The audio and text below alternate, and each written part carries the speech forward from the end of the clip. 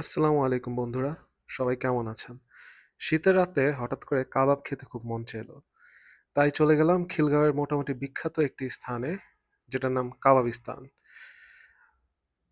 খিলগাঁওতে ভূতের আড্ডার পেছনের গলিতেই পেয়ে যাবেন আপনারা এই সুন্দর রেস্টুরেন্টটিকে। আমরা চলে গেলাম রেস্টুরেন্টের ভেতরে। ভেতরে ঢুকে আপনাদের মনে হবে রেস্টুরেন্টটা খুব ছোট, কিন্তু সিঁড়ি বেয়ে উপরে উঠে গেলেই আপনারা দেখতে পারবেন খুব বড় একটি স্পেস। রেস্টুরেন্টটি সুন্দর, গোছানো এবং ছিমছাম। রেস্টুরেন্টের ভেতরে আপনারা খুব কোজি একটা ফিল পাবেন। আমরা রাত 10টার দিকে রেস্টুরেন্টে গিয়েছিলাম। আহ, তেমন ভিড় ছিল না রেস্টুরেন্টে। তাদের মেনুটা মোটামুটি গুছানো এবং ছিমছাম। অন্যান্য কাবাবের রেস্টুরেন্টের থেকে একটু দাম বেশি।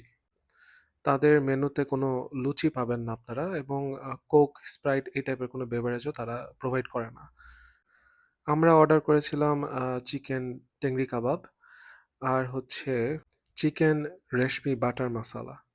সাথে ছিল প্লেন নান, গার্লিক নান এবং তাদের স্পেশাল লাচ্ছি। অর্ডার আসতে মোটামুটি 15 মিনিটের মতো সময় লেগেছিল।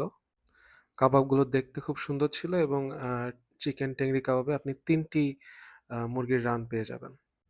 তাদের নানগুলো সাইজে খুব বড় ছিল। দেরি না করে আমরা খাওয়া দাওয়া শুরু করে দিলাম।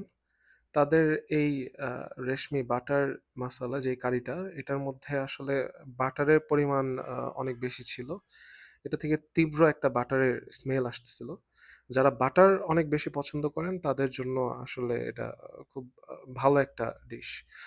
আমি আসলে এই বাটার মশলাটা নিয়েছিলাম আমার মেয়ের জন্য।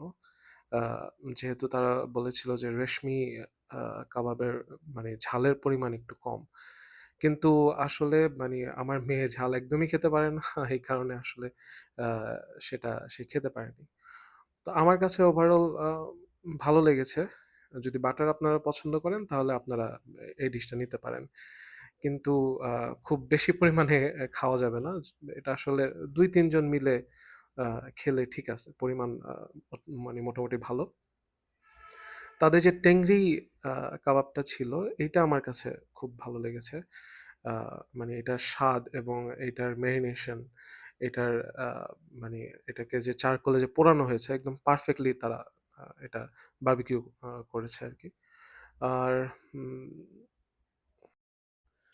আলহামদুলিল্লাহ, ওভারঅল এক্সপিরিয়েন্স খুব ভালো ছিল। তাদের কাবাবগুলো অত্যন্ত ভালো ছিল। বিশেষ করে তাদের টেংরি কাবাবটা খুবই মজা ছিল। আহ, ধন্যবাদ সবাইকে এত কষ্ট করে ভিডিওটি দেখার জন্য, এবং টাটা, বাই বাই, আল্লাহ হাফেজ।